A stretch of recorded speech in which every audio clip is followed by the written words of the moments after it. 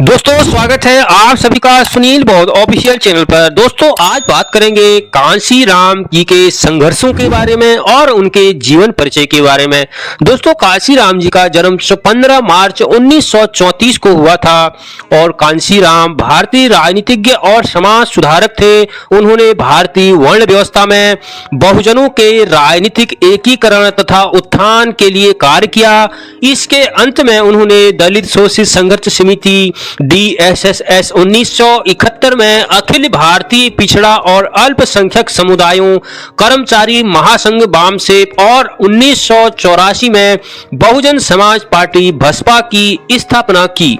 दोस्तों अगर हम कांशी राम जी के कैरियर के बारे में बात करें तो कांशी राम साहब ने सरकार की सकारात्मक कार्रवाई की योजना के तहत पुणे में विस्फोटक अनुसंधान और विकास प्रयोगशाला को जब उन्होंने पहली बार जातिगत भेदभाव का अनुभव किया, उन्होंने ऑफिस में देखा कि जो कर्मचारी डॉक्टर अंबेडकर का जन्मदिन बनाने के लिए छुट्टी लेते थे, उनके साथ ऑफिस में भेदभाव किया जाता था।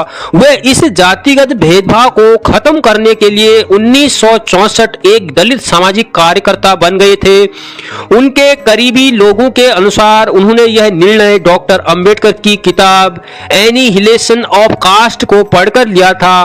कांशी राम को BR अंबेडकर और उनके दर्शन ने काफी प्रभावित किया था। कांशी राम साहब ने शुरू में Republican party of India RPI का समर्थन किया था, लेकिन भारतीय राष्ट्रीय कांग्रेस के साथ जुड़े रहने के कारण उनका भंग हो गया था। इसके कारण उन्होंने 1971 में Akhil Bharatiya SC ST OBC और अल्पसंख्यक कर्मचारी संघ की स्थापना की, जो कि बाद में चलकर 1978 में वामसेप बन गया था। वामसेप एक संगठन था जिसका उद्देश्य अनुसूचित जातियों, अनुसूचित जनजातियों, अन्य वर्गों और अल्पसंख्यकों के शिक्षित सदस्यों को अंबेडकरवादी सिद्धांतों का समर्थन करने के लिए राजी करना था। वामसेप ने तो एक राजनीतिक और न ही एक धार्मिक संस्था थी और इसका अपने उद्देश्य के लिए आंदोलन करने का भी कोई उद्देश्य नहीं था।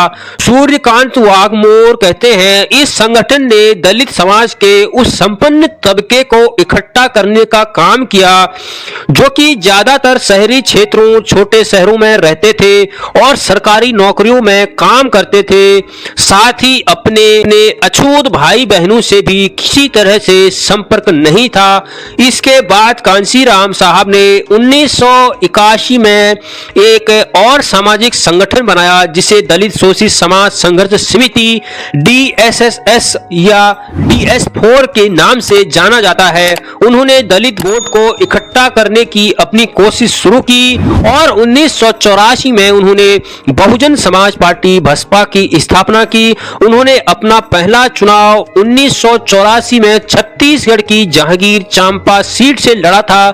BSP को उत्तर प्रदेश में सफलता मिली। शुरू में दलितों और अन्य पिछड़े वर्गों के बीच विभाजन को बांटने के लिए संघर्ष किया, लेकिन बाद में मायावती के नेतृत्व में इस खाई को बांटा गया। सन 1982 में उन्होंने अपनी पुस्तक द चमचा युग लिखी, जिसमें उन्होंने जगजीवन राम और रामविलास पासवान और रामदास अठावले जैसे दलित नेताओं का वर्णन करने के लिए चमचा शब्द का इस्तेमाल किया था। उन्होंने तर्क दिया था कि दलितों को अन्य दलों के साथ काम करके अपनी विचारधारा से समझौता करने के बजाय अपने स्वयं समाज के विकास को बढ़ावा देने के लिए राजनीतिक रूप से काम करना चाहिए।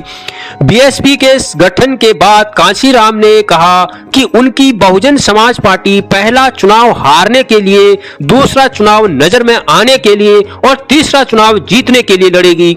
1988 में उन्होंने भावी प्रधानमंत्री BP सिंह के खिलाफ इलाहाबाद सीट से चुनाव लड़ा और प्रभावशाली प्रदर्शन किया, लेकिन 70,000 वोटों से हार गए। वह 1989 में पूर्वी दिल्ली लोकसभा निर्वाचन क्षेत्र से लोकसभा चुनाव लड़े और चौथे स्थान पर रहे। सन 1991 में कांशी राम और मुलायम सिंह ने गठबंधन किया और कांशी राम ने इटावा से चुनाव लड़ने का फैसला किया।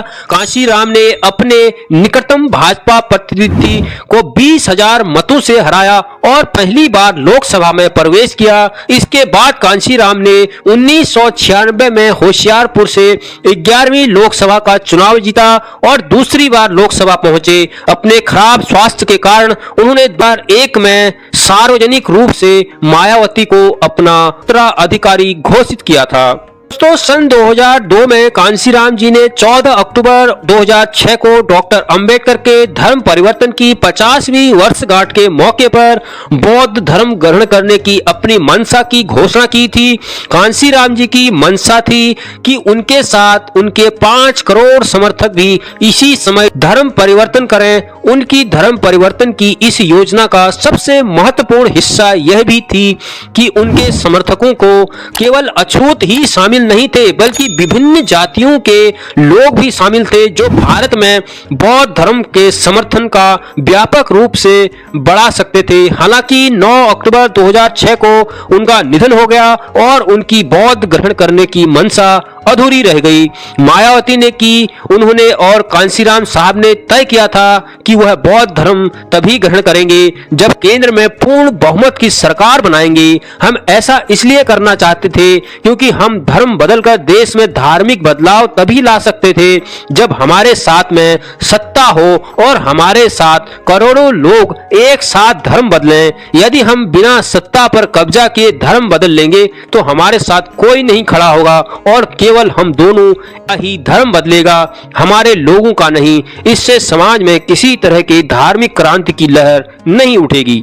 दोस्तों यह कांशीराम जी के संघर्ष और उनकी जीवनी के बारे में हमने आज बात की। और दोस्तों इस वीडियो में इतना ही, मिलते हैं अगली वीडियो में। जय हिंद, जय भारत, जय भीम। चैनल को सब्सक्राइब जरूर कर लें और हमें सपोर्ट जरूर करें।